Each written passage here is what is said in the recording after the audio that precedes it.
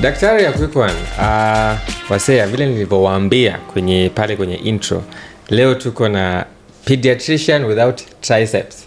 Calls himself bila triceps aje. Si unasema with biceps. So does that mean the bicep and the tricep must, you know, for big arms? No, but you just say pediatrician with biceps. So does that mean you don't have triceps? No. The bicep or the arm cannot grow without the tricep. So unajua tu anatomy tu. Moja iko hii side, ingine iko hii side, lazima so you grow. You have both. I have both. Definitely. So you should be saying pediatrician with biceps. Sijakuwa nikiworkout. Unaniona sasa really? Kwa kiwete. Umeshona? Nimekuwa kiwete kidogo like 2 weeks no working out.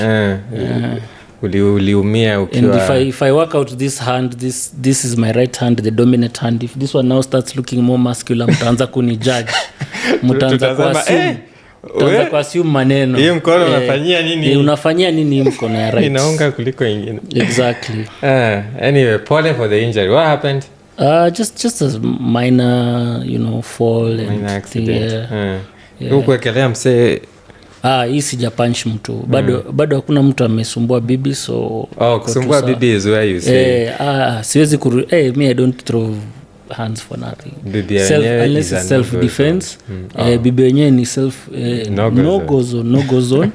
Yeah, but usually I'm not a violent person. I don't try to do that, but I believe that a man is a protector, and if you do step in my zone, I will reciprocate. Utakapata. You'll receive the biceps. Yes. Hizi ni kubaya bana. Acha maybe I'm preparing, pia najiprepare for maandamano. Inakuja ya madaktari ama ya kutoa kasongo gani? I feel like maandamano ya madaktari sina kuanga constant. Hata kabla hizo za finance bill si tumeshinda hata sasa kuna yenye inaendelea. My whole career I think I've just been maandamano. Exactly. Anyway, karibu sana pediatrician with biceps to Daktari ya quick one. We've been waiting for you for so long. Finally you're here. Bana 24 hours di time kidogo sana. That's all I can say. Waongeze. Hii economy ya kasonko, like timing and everything, it's a big problem, but man, I'm here. I wasn't pushing you guys off. I try to support especially doctors in this space. If it's something that I'm really all about, is trying to build doctors, trying to encourage doctors to get more into this space, the digital space. And when I speak of digital, it's not just social media. I mean, even the digital health landscape, especially now with AI. So I'm hoping more and more people get into it. We embrace it and go with it. Tusifikirie tu kila kitu ni clinical. Kila kitu si ati kwenda kuona patient. Some things and the world is changing. Is changing, and I getting some very good ideas out there. People are getting very innovative when it comes to seeing patients, and all those brains. We are an intelligent crop. I think we are smart people. We are. The only problem is that we are sort of our mindset is directed only to the clinical. I was giving you an example today, like, okay, now my thumb is messed up. Sorry. In this podcast we can cuss. This one you say whatever you want. Okay, so my thumb is fucked up. So I was like, okay, now what happens if, let's say, for example, a surgeon loses his hand? It could be a road traffic accident. Other people get a stroke. You don't have, movement in your function. But here we are. We're doing a podcast. So like even if you lost your ability to actually practice medicine the way you've always done, you can still do something exactly. So we really need to think outside of where, if our skill set is very much involved with our hands. It does, and our legs as well. You need to be up and about, because even if you maybe, say you can't walk, but you're seeing a patient, you need to go maybe examine them on a couch. You need to walk there, stand, So it's a very hands-on thing. But do you think now that we bring it up, that we are going into this AI space and all that, do you think AI can replace doctors? Because there's been that conversation, and there's people saying 90% of our jobs, I think it's Bill Gates who says something like that, 90% of jobs currently can be taken up by AI. If you look at the World Economic Forum report on jobs for 2030, if somebody Googles it, the World Economic Report is that a lot of our jobs are going to be replaced. I think the only one in healthcare that really stands out, I think, is nursing. Nursing still has like some hopes in it. But if you think about it, doctors is a very broad term. We're different specialties and things.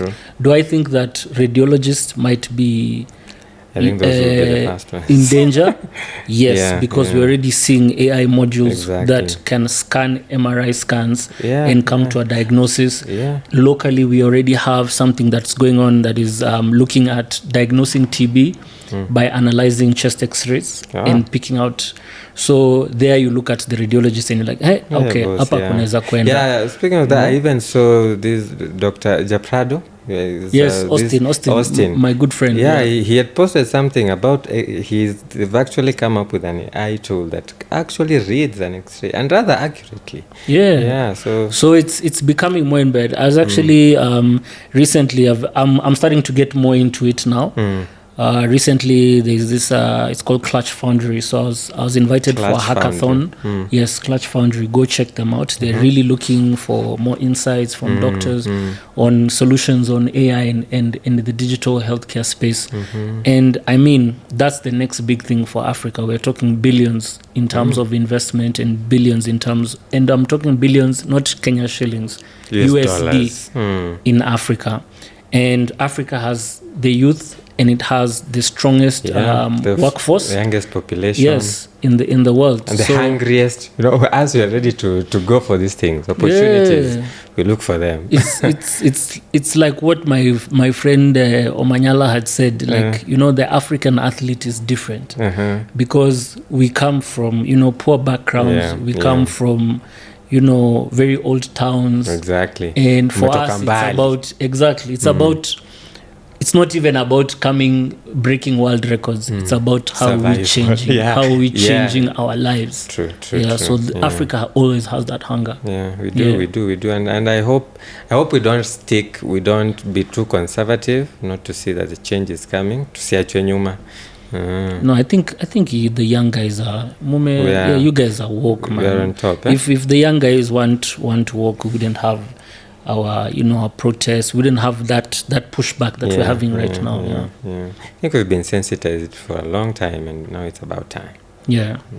Anyway, very long introduction. So Daktari, you call yourself piga your intro. I like the way you introduce yourself, like a real hip-hop gangster. So what's good, people? My name is Dr. Rain, aka the hip hop doctor, aka the pediatrician with biceps. That's the catchline. So many people like it, but I'm coming to a point where I'm finding it corny. I think my wife finds it more corny than me, but like whenever I now switch and I don't do that intro, people guys ask me like, what happened to the intro? But it's a hip hop thing, sindio? You are saying mnakuanga, mimi ndio ule. Ndo it's my rap background. I'm the best. Mushinda nikiambiwa say like before I became a doctor, I've always been a rapper because I started rap when I was a teenager, when I was in high school. So it's just something. So you always wanted to pursue music? Always. Medicine by accident. Kama sio fear of my parents. I don't think I would have been a doctor. Really? Probably done like sound engineering, and that's something I wanted to do. Fear of your parents. But I was always good like the sciences in high school. Your high school unajua like depending on your maths, physics, your chemistry is good. But like for me, music was really calling me at that time. So how did you get into medicine? Okay, umesema fear of parents. Kwanza hebu tell us, you didn't train in Kenya, right? No. From what I've seen, you trained somewhere else. But you grew up here? So not in Nairobi. Grew up in Kenya. Mimi kijana wa pwani, ni vile nimeishi Nairobi sasa. Ala, Kiswahili kilienda wapi lakini? Kiswahili kishapotea bwana, kishapotea. Mambo ya sheng ikapotea. So born and raised Mombasa. That's where I was born and raised. So I think when I was 13. When I was 13 years old or 12 turning to 13. My parents relocated to Botswana. So down south. So I went. So I grew up my high school years I did my high school, my first year here in Mombasa in Coast Academy, and then I went down south. My parents are in hospitality; they're in the hospitality industry. So this was after the bomb blast. Tourism took a really, really big hit. In Kenya. That's 98. Around 98, because we relocated in 99. So, and I think my mom had seen opportunity, so to relocate to now Botswana, a very, very tiny country at the time. Is it tiny by size or by population? No. It's tiny by population. That's actually a good point, because it's actually a very large country. I don't know if I think it's even, might be bigger than Kenya in terms of size, but the population at the time in the 1999s, there was only like 1 million people. But it was very underdeveloped, and that time there was kind of like, and it's also an important fact, because what was happening at that time is that there was a lot of people fleeing. It was also the Moi era. Not only from Kenya, because they didn't have professionals, they didn't have teachers, they didn't have lecturers, they didn't have architects, engineers, people who are like educated, people who actually run so the we were society. advanced in that sector.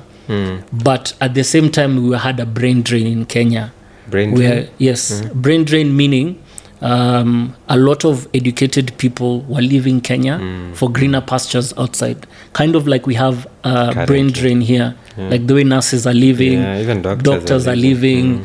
A lot of people are leaving. A lot of my personal friends right now are in Qatar, other guys in the US, other guys in the UK, Australia. So the time I was flying around, we went to, is it Doha?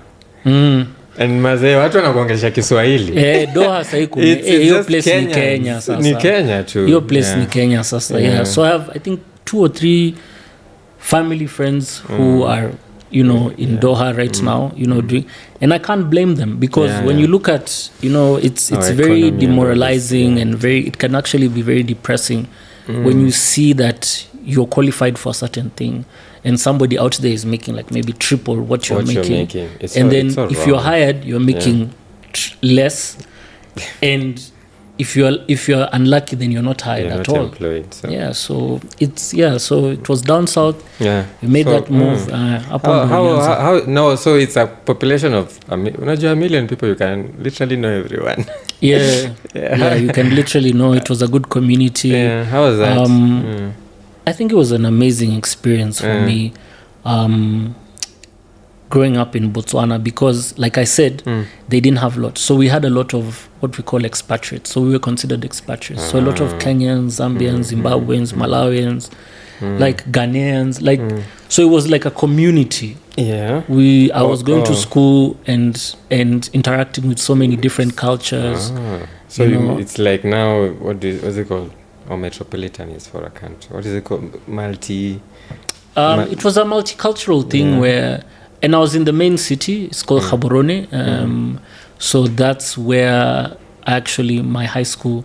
So I went through the high school system there. I went through the public education system there, which was different from me in Kenya. I was in private, but the public system was so good. And all that stuff.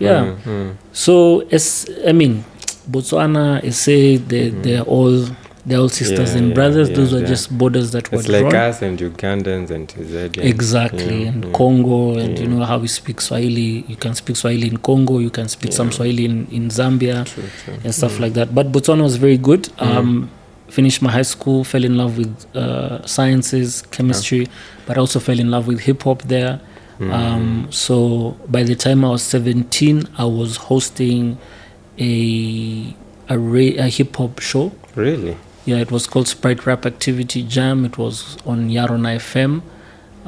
At 17, yeah. Yeah, and then I ended up...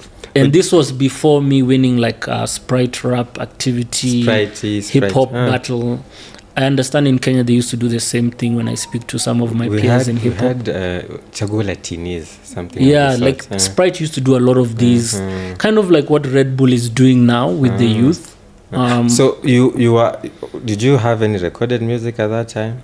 That was like back in the days, like recorded music was hard, but we used to do a lot of freestyle cyphers on radio. So it was a competition, and then at the end of the competition, at the end of the year, you win some money. So by the time I was like 16 turning to 17, it was, if I convert it, it was like 100 G's that I had won.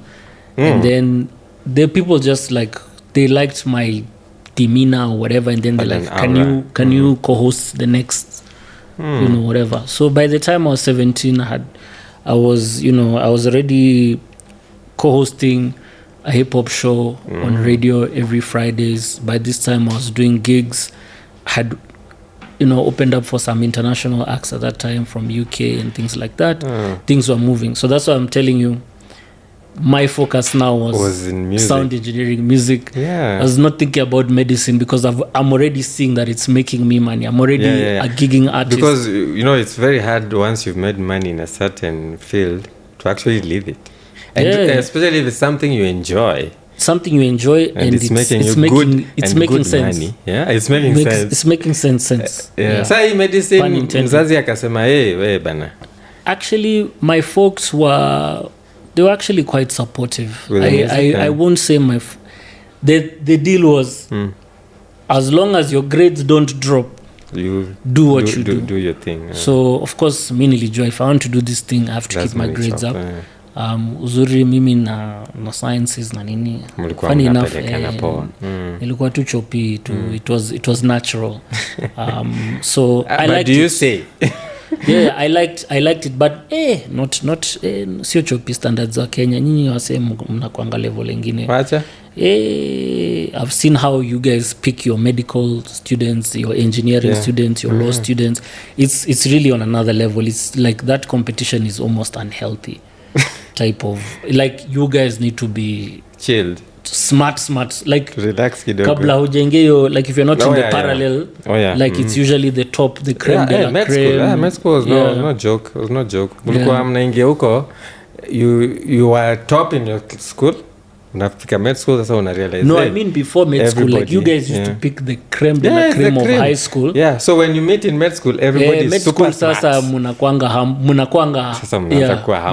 humble because everyone is smart. Exactly. Alafu mnakula hiyo, but anyway, it's like that everywhere. Even hata sisi nilikuwa nimezoea hizo ma A's nini.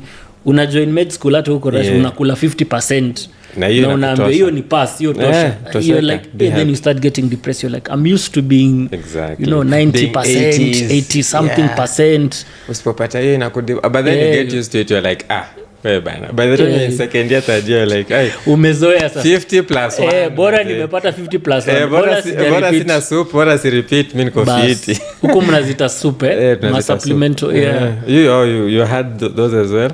Well, if you don't do well, you'll have to, exactly. But then you get, so that's why I'm saying, like, medicine is like a global thing where it's like, you're in high school, you're the creme de la creme, and then ukikuja unasema wewe tu ni ordinary. Wewe ni ordinary mazi. Wewe ni kasi hizi. Kuna kuanga na hizo point system. So everybody, you meet everybody. So me, for example, I had 83 points. Yeah, the maximum is 84, but I have 83. Then you go there, 83 points, and I'm not even going to UN, because UN was now picking the best. Then these other universities pick your at 83 and all. And you get to, I was in Maseno. So I'm thinking, huko 83, maybe hata mi ndio the top huko. Find now everybody has 84. 84. You're like, oh, wow. Crazy. So I told you guys are here. That's why I really feel like every medics, especially doctors, they need everything plus more. Plus more, man. Yeah, because you've really worked at it, man. In your teenagehood to remain focused and as a not teenager, you know that's not easy. Yeah, temptations ziko mob. Ungekuwa huko nje ukifanya all the other nonsense that's out there, but you focus, you're like, okay. And in 844 system, getting that A wasn't that easy. Yeah, especially 8. It wasn't that easy. They say it's cramming, but there is more to it than just cramming. Of course. Hakuna kitu nilikuwa naogopa kama 844. I just used to hear it from like my cousins and nini. I was like, hey. Super competitive. Yes. Thank God you're not in that. Wamenitoa hii Kenyan system. Yeah.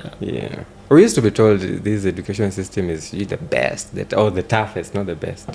Yeah, definitely the toughest. But toughness builds resilience. It does. So how was your training? Maybe now that in you've Russia, been in Kenya. Yeah, it was all right. It was challenging the first 2 years because I studied my medicine in Russian, in the Russian language, because it was in Botswana, more affordable. You're speaking English, right? In Botswana, I was speaking English. I learned Setswana. I never learned it as the way you learn Swahili in class, but I had to learn it. And then and that's when I realized I have a thing with languages. Like I can pick languages even without like studying it formally.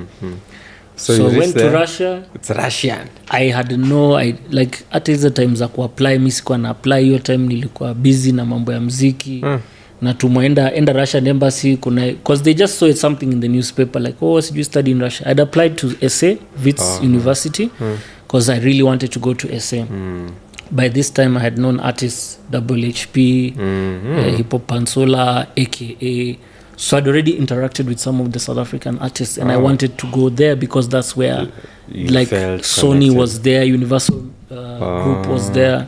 So like me I was seeing, okay, enda ufanye medicine, lakini on the side wazazi unaenda kufanya medicine lakini you know where you're going, type of thing. But they took some time.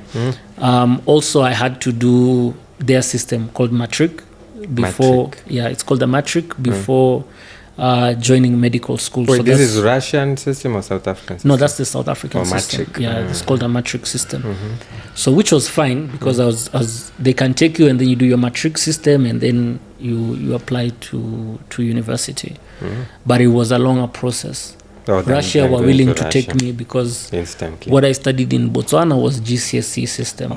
Yeah, and it was called it was called BGCSE, Botswana GCSE, and that's public. It's not. So it's it's what you get in private. Huku ilikuwa ni GCSE. There it was public. GCSE was public, Cambridge. Mnasikia watu wanaturigiaga mmefanya GCSE. Huko Botswana it's free. Ilikuwa ni free. So mimi ukisikia nimefanya GCSE eti mambo ya ubabi ama nini. Hiyo ilikuwa tu ni public school. It was the system there. Just integrated, that's why it was called the BGCSE, but it was equivalent to your GCSE ya Kenya. Hata high school certificate yangu ukiona ni BGCSE, but it has the Cambridge whatever saying that the equivalency of Cambridge. Oh, nice. Yeah, O levels, and then now you can do your A levels further. So anyway, nikaenda Russia. Totally different language. Totally different alphabet. Yeah, Russian alphabet is not Latin alphabet. They don't have ABCD? No, it's not ABCD. Russian. Russian iko na letters zake. Yes. So vile mimi unajua, like I wasn't focused on, mimi nilikuwa nataka kwenda kufanya muziki. In fact I was depressed going to Russia. Kuland tu hivi, I didn't even do my due diligence at let me investigate Russia kukwaje nini. Kwa tunaonyeshwa mapicha hivi. Fika huko bana, unaangalia bana, hapa kuna the letter R is in mirror image. Oh, it's facing the other side. Unaona some other letters ambayo hujawahi kuona in your life, so it's totally different. Wow. So my first year was studying the learn language. In that language, right in that language. So the first year you learn in Russian, and then you do some, it's like, how can I put it? It's like pre-med in Russian.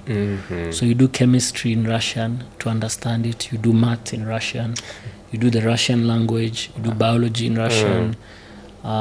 It was just that so that you can understand the concepts of the Russian language and medicine. So that first year, Maybe St. Petersburg, Russia. December, January unafika -25, -35 degrees Celsius.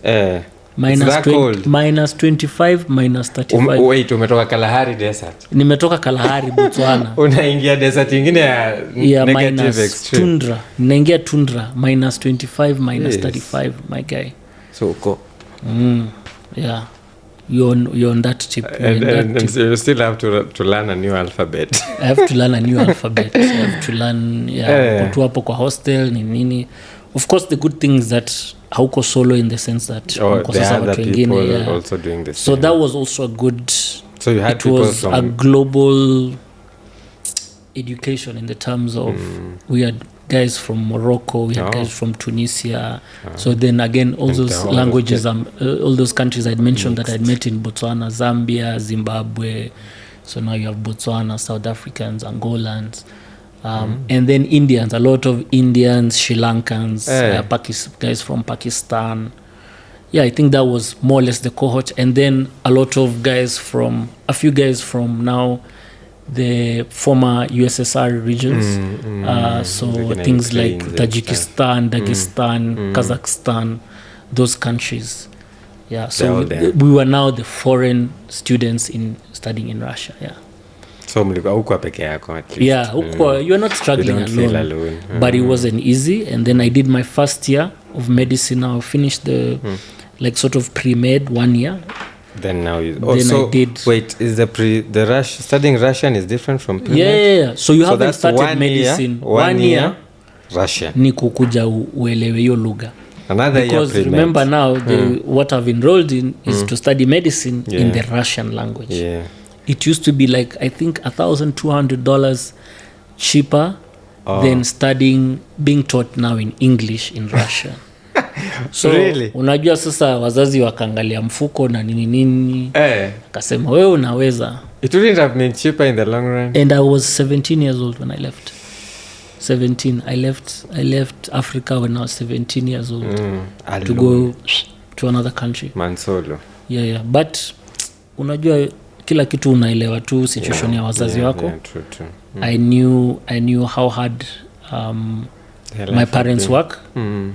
My mom was not the healthiest. She was really struggling with health. But because of those things, you're like, I have to. Hii lazima nifanye. Siwezi disappoint. Because even hata wao walisema hiyo mambo ya SAP na nini, hakukuwa na choice. Ukianguka 1 year, unarudi nyumbani. Ama utafute hizo pesa za kukulipia the cost that you're going to repeat. Those were my parents. That was the strictness of my but and with that I never failed a single year of medicine. How many years is it in Russia? So it's 1 year it's 6 years. It's a total of 6. It's total of 6, but plus the 1 year, so it's 7 years. So I was there 7 years in Russia. Actually, I was there 7.5 because I went back to do some gigging. I came back, did pre-internship for 1 month to kama hiyo. Alafu ma strikes zikaanza. You came back to Kenya. Yeah. So why not Botswana? Why not back to Botswana? At the time your parents had moved back? That time, okay, who had moved back? They had moved back. But they had moved back, but it was also an option. It was also an option to go there, but vitu zilikuwa zinaanza kuchange. Remember I told you now, the Botswana were getting more and more educated. They are coming back so to their country. Ilikuwa nile njaro ya guys have been here holding fort. Yeah. So Botswana naenda anarudi una replace mse kama konso wa obs guy napo amekuwa akifanya 20 years, lakini huyu ameenda amesoma med na amerudi labda hata ako first year in obstetrics gynecology anakuja na mtoa because they are a citizen of Botswana. Yeah. So it's some sort of xenophobia in a way? There's you see the thing is which is crazy. There was definitely xenophobia in Botswana. Yeah, they used to call us makwere. So really? these are foreigners. But if you look at it now, it's so crazy because in South Africa, there's xenophobia in South Africa. Real one, bad one. So there's proper xenophobia in South Africa, and in Botswana it used to be a lot against the Zimbabweans. During Mugabe's time, a lot of Zimbabweans come. Zimbabweans are basically hard workers and things like that.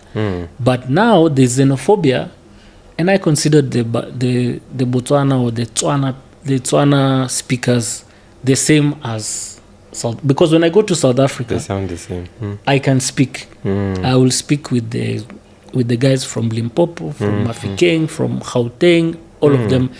Pretoria, it's just that the language is kidogo different. Just to accept unajua vile utaongea Kiswahili na mtu wa Kongo unasikia ni Kilingala ama utaongea of course watu wa Tanzania ukiongea nao wanakutupa kidogo but bado unaelewa, unaelewa kile wanasema kidogo unashangaa tu mbona wanaronga wanavoronga vile so it's similar, we're the same people, but now there was still xenophobia from South Africans to the Botswana. So it was so crazy to see like how it's 360, and I was like, guys, you see, we are all Africans. Hii mambo ya kusema iti xenophobia, nyinyi sasa mumejionea pe nyinyi mnaitwa foreigners, yet you guys are brothers and sisters. Makwere, that's the word. So it's crazy. This is created by the mzungu. It's just these borders, everything. Xenophobia is just and that's what Julius Malema is really trying to unite to build Africa, and I really hope, because I also feel like, you know, as much as we really demanding a lot of change in Kenya, and if you look at Kenya in comparison to a lot of other African countries, we're very we're ahead. We're doing better than quite a number of people, maybe not as much as South Africa and maybe Botswana in terms of corruption and things like that. But if it doesn't make sense for us collectively to fight for collectively, and I mean individually as Africans, to fight for Kenya without thinking about Sudan, without thinking about Uganda, without thinking about Tanzania, the only way we're going to achieve a united solidarity kind of front is when all Africans start thinking about lakini huko Museveni anatusumbua, huko kuna anaitwa Sekedi ama nani anatusumbua hapo Congo, he's in the pocket of like what is happening with the Sahel Confederation, Sahel, Ibrahim Traore, what's happening there. Exactly, that's what needs to happen in Africa collectively. And that's the same thing that Malema is saying, like you can't keep saying Zimbabwe, the Zimbabweans are coming, we need to collectively see how we can all come together.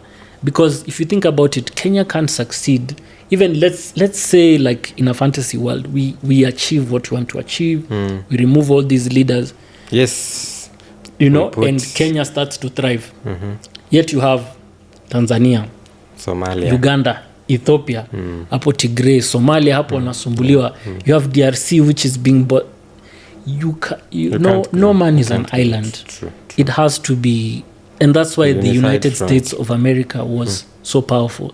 Because they all came together. But they don't want us to do the same. That's why the Soviet Union was as powerful as it was, because these were all it's debatable Union. But it was, but it's the reason why it was so powerful is because these were different states, and all we refused to categorize each other as Ukraine, as Belarus, as what.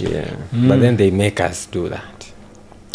So if they divide and conquer. Once we start having thought and change, we just need new leadership. I think the leaders who are there in the 90s, and they need to let go. We need to dismantle the African Union. We need to let's push for things that make sense. But of course, you have to have like a case. What do you call it? Maybe that's what Traore is going to do for us. I hope that's what he's going to do for Burkina Faso. You know what they do, like what they did to Thomas Sankara with similar I think ideas. If they do pull that one, I feel like with the youth in Africa and the way we've had it, we've had protests in South Africa, we've had Sudan before now, RSF went crazy. We've had these revolutions in Africa, we've had coups in Tunisia, Egypt. If they pull that with Traore the way they did with Gaddafi, I feel there's going to be a Pan-African revolution. The way they do it, they make you do it yourselves. They make the country, like Thomas Sankara, they'll infiltrate. They make the person even closest to you is the one finishing you. Even that's what they do. Gaddafi, it was his own people. But you see, that's the thing. We are no longer in that world where things remain hidden. Information is we're no longer in the information world. True. So even when those things are going to be happening in real time, we will know. We are going to be knowing them. Unaona? The same way in like even when Kina UG, when they switched off the internet, we knew.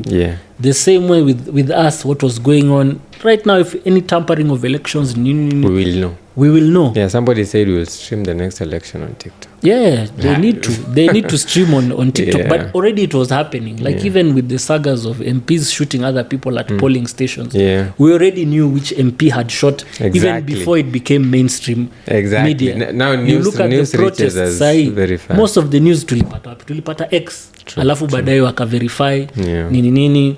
I mean, even BBC, that whole Black Parliament, they took footage of different guys. Even knew. Things we saw so technology, things are different now. Okay, let's hope for the best for this continent of ours.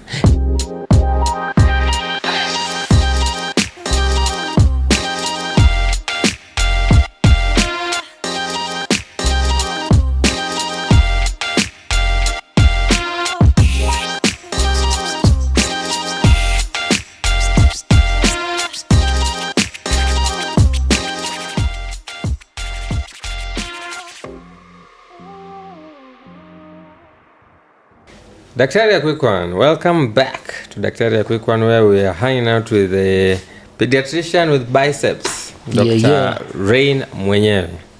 Rain is not your real name, though. That's a stage Rain is my it's my artist name. Artist name. Yeah, but people took it. Jina ile unaambianga mzazi akileta mtoto ni gani? Dr. Mwendwa. Dr. Mwendwa. Dr. Mwendwa in the clinical spaces, Amazing. Ngala Mwendwa. Ngala Mwendwa. Yes. Like Ronald Ngala, eh? Yeah, like Ngala. Well, not Ronald. Yeah, Ronald Ngala was from the coast. Oh, he was? Yes. Mine is Ngala Mwendwa.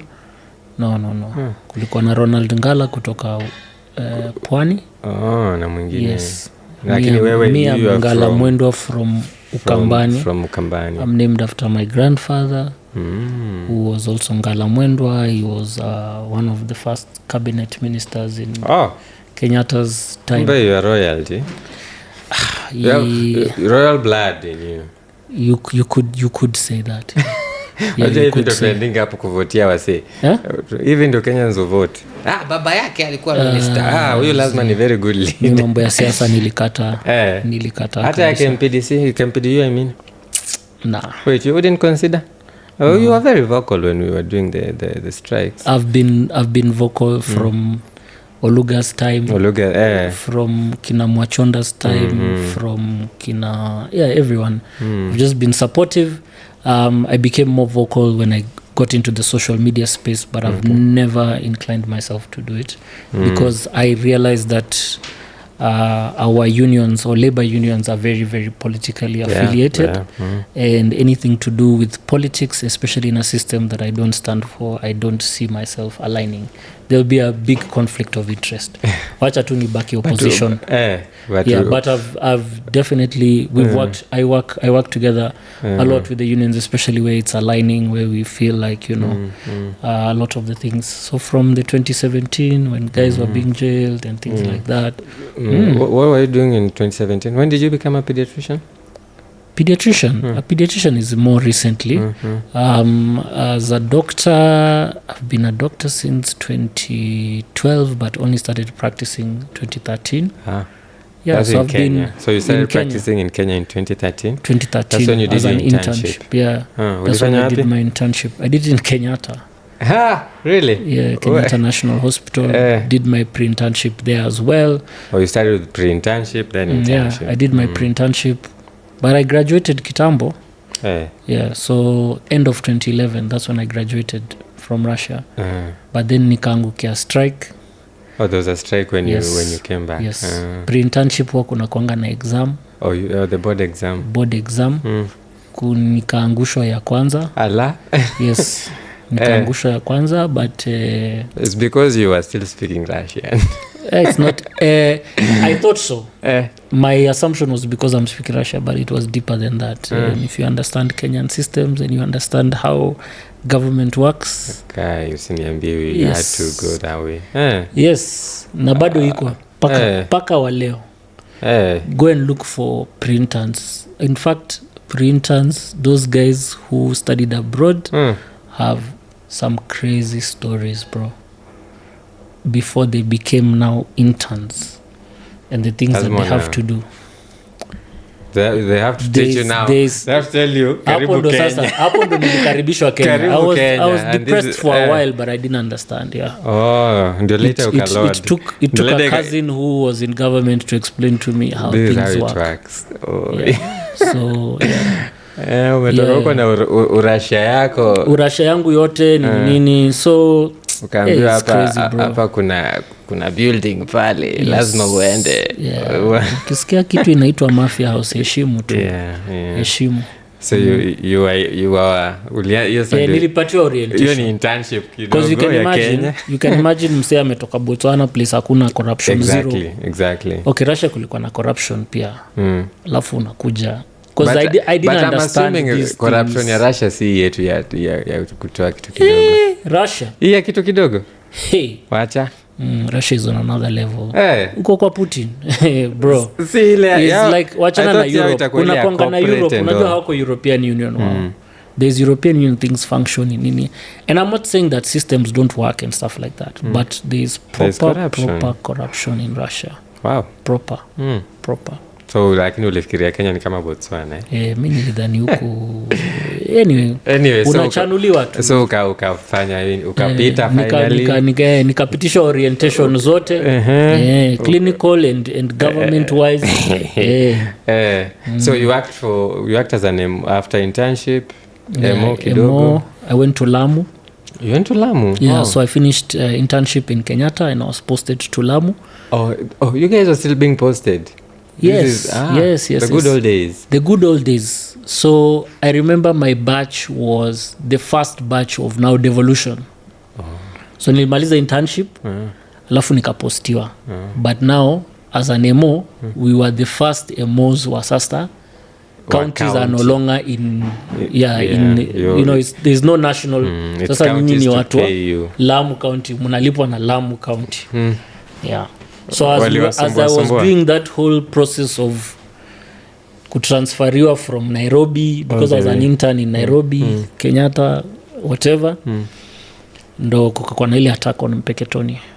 Al-Shabaab. The Al-Shabaab attack. I had reported, when I reported to Lamu, now I had to go back to Nairobi, get my files, sasa transport o kuhama, vitu yangu ni hame huko. Kukata kiwa. Mpeketoni was attacked. Did you still go? Yeah, I still went. What ningedu? Huko abduction na venye they abduct doctors. In fact, my dad was one of the people who called me akaniambia, kuna hiyo attack. Nikamuuliza sasa nifanye nini? Nitakuja kwako kukaa ama what's going to happen? Because you see already I was an intern. So by this time, of course 5-6 months ikuwa nimekula salary, nikapata boom at 6 months. So I now have my own place. I'm taking care of myself. Can't go back home now. But now I'm like, okay, so what? Are you going to am I coming back to your home? Are you going to take care of me? Akanyamaza tu, nikamwambia mimi naenda zangu Lamu. Kama hauna there was nothing at that time. But you stayed safe there? I was safe if I'm alive now, but it was unaweza kulikulariete. Na hapo ndo sasa ndo tukapatana na sewa union kina Oluga, kina Mwachonda. Because tulitumiwa vibaya huko. Na governor wa Lamu huko walitu promise, akasema no just come. The reason actually I went was they said, we've been having this same problem. You work as an intern, they don't promote you as a medical officer to get money and stuff like that. So the governor is like, we understand the situation. It's a extreme situation. You guys, when you come, we're going to promote you guys into medical officers. You just chapa kazi 6 months, and then we're even going to promote you to the next job group. And then we will also fast track for you guys to go back to school. So you can be, unajua, we can sponsor you to go and do. And that's what you want, career. So politicians unajua sweet words. But they actually wrote a letter. The governor wrote a letter. So of course mimi ni mtu wa we demanded, and also the med soup was also there. So so we did that. We did it, and then there were issues in Mpeketoni. So I was actually posted to the island. Mi ni mtu wa pwani, remember? So Lamu for me was home. I was like, Lamu, Mombasa ni hapa tu. Me, so ulika huko how long were you in Nemo there? I think 10 months. 10 months? 10 months only. Because I got there, all these promises. There are guys who have been working there who are also like watu walamu, waamu huko, wabajuni, and these are doctors. They've worked there 3 years. They are still earning salaries as interns. The union is still pushing for them with their arrears and whatever. And I'm looking at myself like, I know myself in the coast and the dynamics. I'm like, mimi mtu wa bara. Yeah. If these people have been here 3 years, now ndio wenyeji. Mimi ndo who do I think I am that things are going to change? So nilianza whatever. The good thing, we got people who are like-minded. The union kept telling us, yo, chill, kuna strike, kuna bonge la strike inakuja, blah blah blah. Strikes, that's like that. Yeah, and that mother of all strikes was in 2017. Imagine. You would have waited all that. This was now 2014. So at that time I was like, guys, you don't understand. We get threats here because we are from a different whatever. We're not Muslim. We are literally, I'm working 2 stations. I'm in the island for 2-3 weeks. And you have to? And then I go to Mpeketoni, which is a sub-county hospital. Really? Sub-county hospital with a theater. So I'm dealing. Yeah, so I was like, we were being, because hakuna mtu anaenda huko. Like watu walitoroka. Guys, like us guys came, the other ones are like, kuna wengine walikuwa sijui maternity leave, kuna wengine walikuwa sijui ameenda paternity, hawakurudi. Kasema, guys, all the best. Na Mpeketoni is really like a lot of Kikuyus, a lot of whatever, but it surrounds like the Boni Forest, Witu. Na huko ndio watu so kulikuwa na masaa ya Kimayo, curfew. There is no housing in Mpeketoni. I'm sleeping inside the hospital proper. I'm sleeping there's no housing. So kwa nini unalala hospitali? Because by 6 ukipatikana 6 nje, KDF wanakumaliza. Shoot first, ask questions later. What? So 10 months ukasema no. Nikasema hii itakuwa ngumu. You came back. Union, we try to plead them, guys. Tuko na Garissa and all those places, usually they strike, but they strike nothing.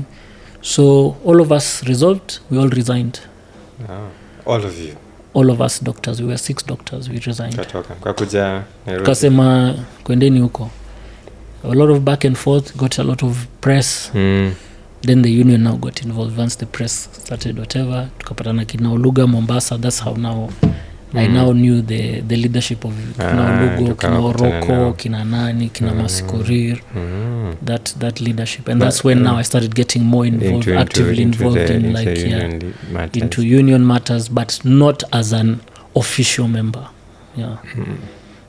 Okay, pole for the scare of your life. You have to go through these things, and that's why mimi ninasemanga, gava. Anyway, I don't want to say it will be a cold day in hell, but maybe when things are better nitarudi, but for now wacha ikae. So that was the last time you worked in government? That was the last time, 2014. So ukaenda hapi? 2015 actually. Who picked you up in 2015? Nili apply tu, niko Nairobi, kaenda Nairobi hospital, nika apply Nairobi hospital, and I've been there ever since. Been there ever since. That's amazing. So then ukarudi chuo, pediatrician, back to. So I went, did my med, self-sponsored, working. Wait, some privates give study leaves. No. Huko ni kujipanga. Huko ni kujipanga, fanya hours zako as per your contract. So why PIDS? What you do out of that? How and why PIDS? PIDS, this question I've been asked before. It's because mimi nikikuona from afar, I'm told that guy is a doctor. If he's a doctor, orthopedics. So when I was I definitely thought I was going to be a surgeon. I think most of us doctors just want to be surgeons. I don't know why. So I wanted to do surgery. And then I fell in love with pediatrics because my niece was born. We were very close with my sister. And then I just had this, I think it's what made me passionate about kids. Just being in her life and stuff like that. And then before I got any job in Nairobi, even Nairobi Hospital in Nini, the first opportunity I got was locuming in a consultant pediatrician's clinic. So hapo ndo watu wakaanza kunotice this guy has a thing. It's like this guy is he's good with kids. yeah, and then when I joined pia huko akaona, even cause tulikuwa rotated, unaenda different outpatient departments, nikaenda pale peds, kufika tu peds hivi after 1 week the person who used to be in charge in peds, the team leader in peds akasema huyu asitoke hapa, huyu malines nini, huyu ako sawa, because you know peds, it's not even about lines. Pediatrics is dealing with parents. You have to number treat one, parents there are as two well. patients. It's the parent, and then there's now your patient. So I just think my skills in terms, I'm a very patient. Your patient? Yeah. Musinione hivi Twitter I'm a different animal. On Twitter, on X or whatever it's called nowadays, but like I have a very high threshold. I'm very patient. I listen and things like that. I'm very empathetic when it comes to patient care, and that's what pediatrics is about. So you've mentioned patients, and me as an MO, I struggle with peds, to be honest, and I even usually tell my pediatric consult, thank God you're here, mimi nikipata mtoto nakuitia, doing clinics and things, because they don't listen, they don't follow orders. I just want to look at your tonsils, like open your mouth. They don't want to listen. They are fighting with you. They are crying. It's hard. Do you have like a trick? I think with the experience is getting down to their level and understanding that it's not that they're being difficult. It's that they don't understand what's why am I here? Why has mom brought me here? What's going on? What is this strange man putting things in my mouth? Mzazi ndo anasema mtoto ni mgonjwa. Mtoto ako sawa. But to the child feels like, hey, me, I'm just okay. Yeah. So it's always about just getting down to earth and understanding that with kids you can't just approach the way you'd approach an adult. I want to see your tonsils. First they want to know, who are you? What is it? Who are you to tell me to open your mouth? Kuja msalimie, mpatie high five nini. Granted, sometimes that doesn't work, especially when you're dealing with toddlers. Toddlers are just another... And when they're sick, they even worse. Toddlers are just, another whatever. But just be empathetic towards them, understand them, try to get on their level, calm down. Don't be an authoritative kind of voice to some point. Be and friendly. And just try to listen to I try to like and that's why I'm saying like the thing that made me help with peds is interacting with my niece. Understand. I knew, so there's a certain language unajua vile and she was a toddler at that time, so now I knew how to talk to toddlers. And is there a difference with these pediatric patients depending on the type of parent? Do you find like certain caliber of parents? Because I know there's no particular way of raising children, but so for lack of a better word, you'll find maybe some other kids are spoiled and others are under very strict rules. So huyu mwenye anaambiwanga so there's authoritative parenting. A lot of us now, the thing is we need to be careful. So for me, I'm a millennial and I'm also a parent now. Is that the way we were raised by authoritative. Authority, unaambiwa fungua mdomo, daktari amesema, and you have to listen. Otherwise ni kichapo. And you just need to understand the different aspects of where is this child's brain and neurological development. Now if you start doing that to a 3-year-old or a 2-year-old, this where they don't understand. When a 3-year-old, 2-year-old is throwing a tantrum, or what you call terrible twos, it's because they can't process these emotions. They can't explain to you what they're going through. So the only way they know how to react is by crying and throwing your hands up. So when you look at it from that perspective, from an informed point of view, then you don't come off as this child is spoiled. So there's also like these kids are spoiled, they're just all over the place, there's no discipline. You need to understand the age group. This is a 3-year-old. So is there a right way of raising a child? Would you say definitely you have to understand your parenting style. So one of the ways I've told you is authoritative. Ile yetu. Yes. and then there's one that is not good is permissive, where now you're telling wachana naye, wacha tu afanye whatever permissive, which is also not good. But so you have to find a middle way. Most millennial parents, I find them in that permissive way. Yeah. So a lot of people might confuse it. There's now this terminology we use of gentle parenting. Yeah, where you're more informed. We're not beating kids. Yeah. I have a 3-year-old son. Shijai kumchapa. Though there are days where I'm like, this kid nanidi kumchapa. Nanidi kumchapa ndo aelewe. But when I look at the science, when I look at the evidence of hitting this child and what it's going to relate to and what it can translate to later on in life, it really kind of just grounds me, because that's actually the easy way out.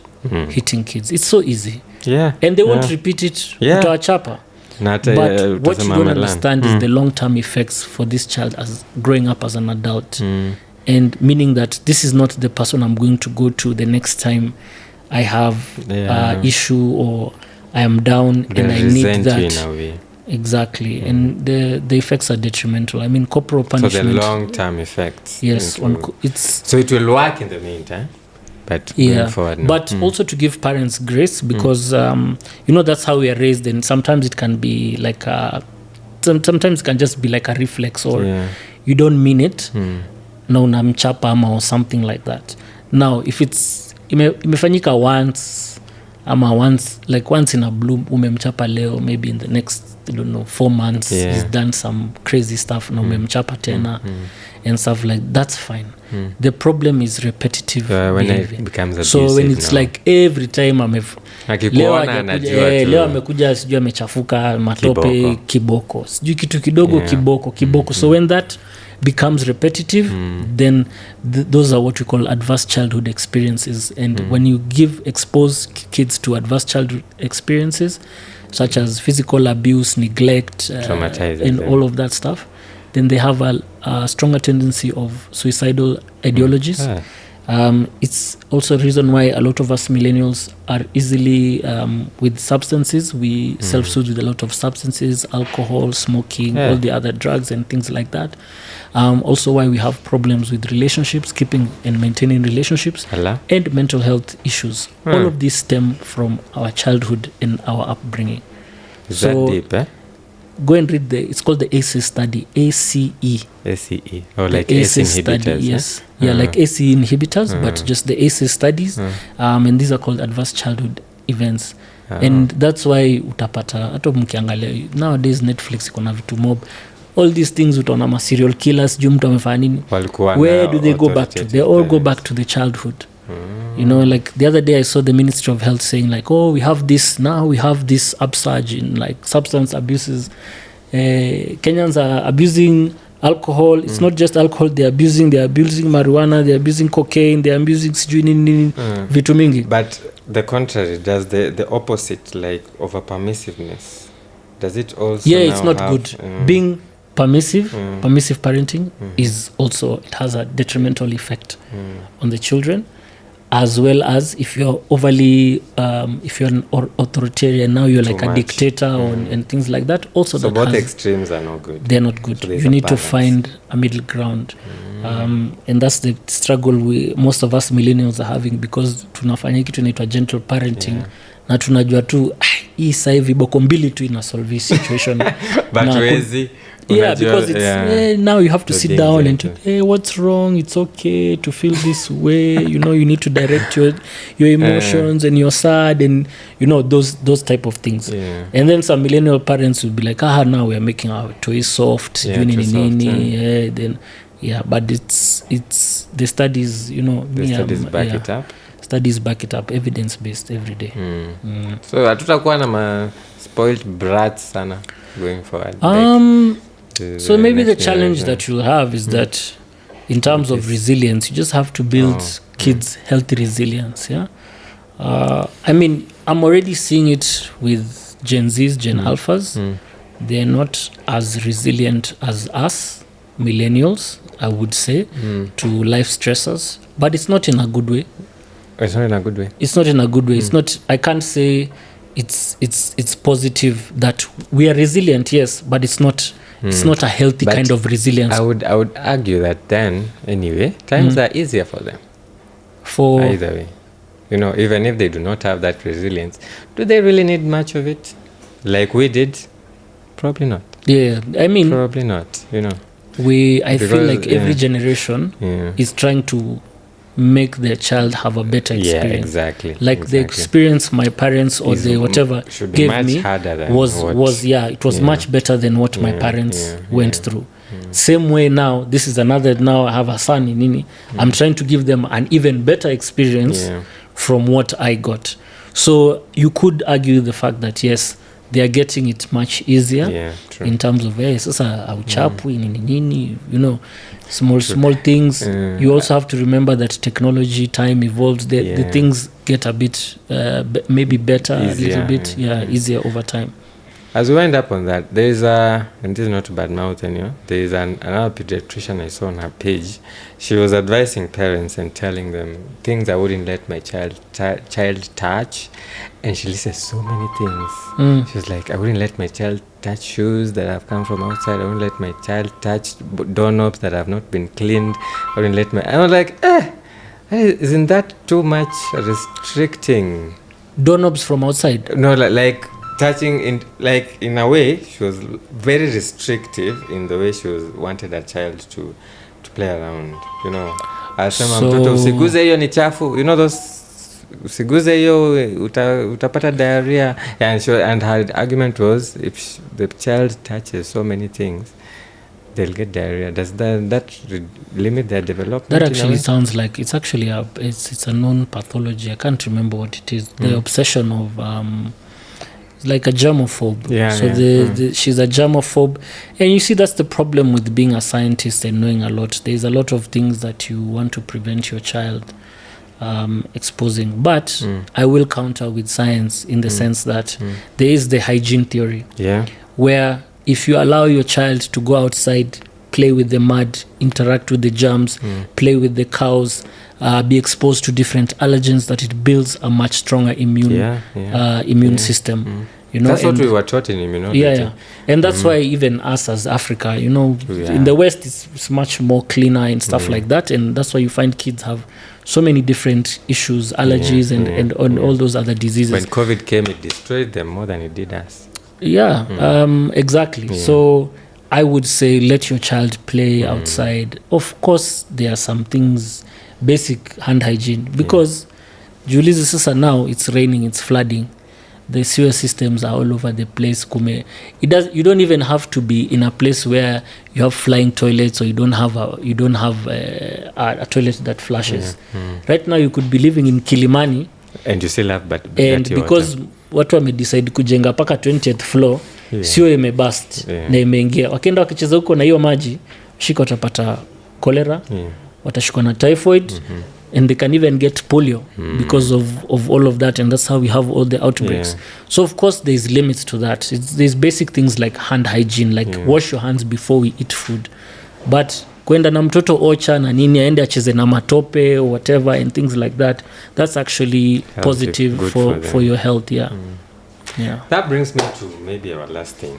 Your social media pages are very active, and I like that, and I see that with a lot of doctors. But then some people put out bad information on their medics. That's like that over hygiene thing. It was from a doctor. And I was like, hey, Daktari, are you sure you want to lead people to that? But I like what you do. So what's your inspiration for that? Like just public education. Are you getting paid to post those things? Is it just some of them? Yes, I do. You do get paid? Like by the like now Insta or something? No, not Instagram. Instagram doesn't pay me, but so people need to understand that there is now this thing called content creation, social media influencer. But now we have what we call med influencers or health influencers. This is a subject that is very, very well versed, especially after COVID-19. There are a lot of medics that are now in the spaces of where we are being put in place, we are actually public health advocates, or you'd call us in the digital health advocacy space, where we are fighting misinformation. Yeah. Because there's a lot of misinformation online. And when a doctor or somebody who is qualified speaks, it carries more weight, it has more credibility. Daktari amesema. And this provides a lot of opportunities. For anything that is rolled out, there's advocacy and communication budgets, there's advocacy and communication campaigns for different things. Yeah. So when you're aligned with a particular, organization, and they have an advocacy communication campaign, for example, let's talk about, gender-based violence, and I want to talk about, we have this, we're trying to promote breastfeeding the same way that this is after now the researchers, the data scientists present the data, and then this is how we want now to roll it out. This is public health. So public health now is linked to the digital health space, which is social media, which has a much, much bigger thing. And what I've been doing on social media is I've really been trying to mentor more doctors to get into this space. This is based on I've had the opportunities to go to different conferences in Europe, in the US, and understand how content creators, doctors. I went to one in the US, and it's like there's a whole conference. Dermatologists who have 1.5 million followers. They have more followers than all our big influencers combined. And you sit down with them and you look at the work they're doing and how much money they're making from campaigns, from between $150,000 for a yearly campaign for something. Media. I mean, we're all drivers of the same at the end of the day. You have UNICEF, you have all these other different places. So there's opportunity. I'm not just initially it was driven by educating, and I still educate. There's still videos I do that are absolutely free. But there's still some financial. But there's also things where you can align with different. We've seen you doing brands. Brands. So now, I told myself I am not going to be classified. I refuse to be classified as solely as a health influencer or a med influencer. There are doctors who are purely on the digital health space, and they're doing very well, just doing health advocacy. But before my Instagram was Dr. Rain. It was Dr. Rain because I was an artist. And Instagram was initially just for my artist page. But then I started doing the medical stuff. So I am a doctor, I'm an artist, but I'm a human being first. Before I became a doctor, I was who I am. So there's also social media influencers. There are influencers who are getting a lot of money from brands. They're making a lot of money. So I don't restrict myself. You want to give me a social media influencer gig, and I have the following, and I can, and our brands align. Twende kazi. A mutual friend of ours, I don't know if I should mention her name, she told me she got some backlash for posting alcohol. Yes. Have you ever gotten that? They're like, Daktari, when Daktari na unatuambia tukunywe pombe, what the hell? I think it's because, I've got a few people, because remember I said, like, I'm one of the few people who really went out there in this social media space, and I have a lot of people who sort of look up to me or follow the formula.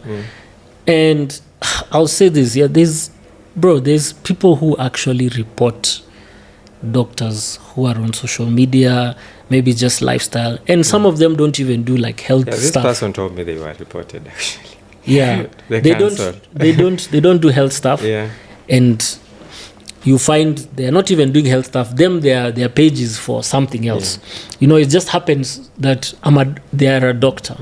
But I think for me, it's the fact that, one, I understand my laws. I know the KMPDC laws and things like that.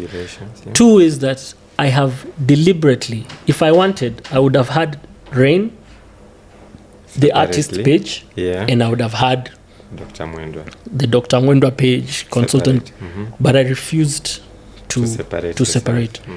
I live intentionally, in the sense that I'm not going to BS, I'm not going to bullshit anyone. When I'm not in the hospital, I will go out, I'll go have a drink, I'll go do whatever, I'll go play bass, I'll do things that you know this thing of like, you know, ni kama how are you a doctor? Yes. You don't dress like a doctor. I'm like, so unataka nivae stethoscope sasa tuko huku nje. Ama unataka nivae lab coat. I had a patient whose guy was alcoholic, and I was trying to tell him that we're not saying you stop completely. Like, you can have a drink, but limit it. And I told him, I happened to mention, even me, sometimes I drink. And he was like, what? You're a doctor and you drink? And I'm like, yeah, you just need to watch the amounts. Just you're doing it in excess, which is alcohol. Wrong. Alcohol we'll get to that. The fact that I'm a rapper. So because before, like, they would see, like, this is even before brands and whatever, and like they'd see I'm a rapper and stuff like that. Then people would be like, me I can't go and see a doctor who is a rapper. He doesn't take themselves. So there's that narrative of if this person is doing anything else other than medicine, being a doctor, then they can't be good at what they do. So it's that narrative, and you have to change that. It's a profession like anything else. Exactly. Mimi nitaenda kwa club, nitapatana na pilot, nitapatana na lawyer, nitapatana na engineer, na sote tumeketi chini na tunajienjoy na tunakunywa kamnyeso. And imagine if the pilot is the one who's maybe not serious. If they make a mistake, the loss is even bigger. So why is it pilot, lawyer, engineer, wewe humwingili, but because this person is a doctor, we're all human beings. Exactly. We all go through the same thing in life. We all I'm not saying that the healthiest thing is to go to the club and whatever. Maybe that's my social activity. Maybe that's what keeps me grounded, so that the next day that I'm going to see my patient in the hospital, I've had my social aspect. I've relaxed, and I can give you the best care. As long as in the hospital corridors, I am not staggering, I'm not heffing, I'm not reeking of alcohol. I'm there and I'm seeing the patients and I'm doing what it is. What I do in my after hours is me. Does it change all those books you have chopped, all those things that you have read in medical school? Does it change all your training that you've done in internship? So the stigma is there. The stigma is there, but for me personally, I think it's because I've intentionally put it out there. Hata mtu akiniambia, it's those ones of, I have that one of, show me somebody that I have treated, or give me a parent who has said, by the way, huyu ni kama hayuko serious na kazi yake or whatever. So I make sure that I do my work. I make sure that I cater to I put my patients first when I am on duty. When I am off duty, I am off duty. Masaya balance, Masaya enjoyment, ni Masaya enjoyment. In this life, you have to have a balance. Yeah, and that's why I think even brands and all the different brands that I can have given me the opportunity to work with them is because they've seen something that I'm a different type of person. I mean, I've worked with different brands, whether it is from luxury brands, premium brands of alcohol, from different pharmaceutical brands on an international, global level. And I can step into both where they know, but nobody judges because they understand who you just be your authentic self. Be authentic self. Usipretend. Usipretend. Your story naijua. I think I understand who you're talking about. I don't want to put it, but even recently on Twitter I saw they tried to cancel another doctor. I had left Twitter, but then that's public. There's a time I come Mbiti, they tried to whatever and reported him because of the way he portrayed. It's like, it's not your fucking business, bro. Like, what I do outside versus what I deliver at work is totally different, So I say this, Daktari, don't let them fucking box you in. Do your work, be good at what you do. Be good at what you do. Keep learning, go for your continuous medical education, keep go for your postgraduate, keep doing good whatever you do. And then uko kando, be yourself. Exactly. Live your life. Be a good boyfriend, be a good husband, be a good father, be a good friend. Socialize, because if you don't have a social aspect, all we do is customer care. Which I think this generation of doctors, millennials, Gen Zs, we need to change, because most doctors are just doctors and that's it. Inaishianga tu hapo. Niliwaambia utakuwa dokta, haya utavunjika mkono alafu utafanya nini? Me bro, easy. Okay, I don't want to whatever wish. Like right now we're doing a podcast. Yeah. I'm going to chop up reels from this podcast interview, and then probably I'm going to get a gig and it's going to pay me. Exactly. And I've made my money. True that. You understand? Even you, this thing is, as you keep doing it, next thing you know, umepata your plaque yako ya silver 100k subscribers. And YouTube is going to pay you. Unajua, nayo kuna mtu mwingine tu atakuwa hapo, and then huyo mtu ako bitter sababu ako huko, ako hapo low coming nini hajalipwa pesa zake for 6 months, and then they start hating you and reporting you to the council. That's just some bullshit, bro. And I hope it's not doctors doing that to fellow doctors. It's doctors doing that. Like anyway, nilikwambia hiyo ex inakuanga toxic sana. That makes it much worse. Yeah, it definitely hurts, but I would say do you, man. Just do you. Angalia. Haters gonna hate. Download the guidelines. Know what you have to do at work. Know how you have to portray yourself as or whatever ethically as a doctor. But what you do on the side, and it happens to be on social, hiyo ni shauri yao. All right, amazing. So, Daktari, I'm so happy you've graced Daktari a quick one. We have a lot to talk about. I think hata tumepita limit, but there's still stories coming. You do amazing work, and I don't know if it's now a pediatrician thing, because last time we were having a DJ pediatrician. I don't know if you know her. DJ Branula. She's a neonatologist. She's a neonatologist. Yes, I know her from we have a pediatric support group on WhatsApp. So ninamchocha sana, ninamwambia yes, we love even in those spaces bana. Like the thing is, even in those spaces where there, hata mimi nikienda ma KPA conference wanashinda wakicheza ngoma zangu wakisema hey, Dr. Rain is a msanii. So it's something that we really, ni watu wengine tu wanataka kukuweka kwa hiyo wase msiji box. Being a medic, being a doctor does not mean you can do. Na sasa umeniambia hata wewe saa zingine you partake. Usually I come to podcast bearing gifts. Nitakuletea. Kwa sababu uliona juini ya daktari ukasema wewe daktari. Nilisema acha nikuje correct. Correct. Unaona hata sijavaa my earrings na nini sijazivaa leo. Usually I come loud because I usually want to leave a message and show you like you don't have to pretend. In my practice people come see me, I'm usually I wear my earrings nini. If you judge me, I tell you there's more than 400 pediatricians in Kenya. Kama mimi sijakubamba endo and if things like earrings, tattoos can and they do bother people. Bother you and can things unafikiria hiyo sasa ndo ina affect endo kone mimi atastaki kukuona. Simple as that. Anyway, I owe you, nitakuletea mazuri. Don't worry. Mattel Blue Swift, only premium brands. No sulfites. Pure. Mattel pia mtume kitu kwa hii podcast. Hata mimi naweza influence ama namna. Anyway, Dr. Rain, pediatrician and biceps. Amesema pia kuna triceps. That's good to know. Amazing. Nice having you, doc. We hope you can come another day. Keep pushing my conversation. Keep doing this. I'm really proud of guys who have on their own podcast. Amazing. Sawa. From Daktari, a quick one. Adios. See you next time.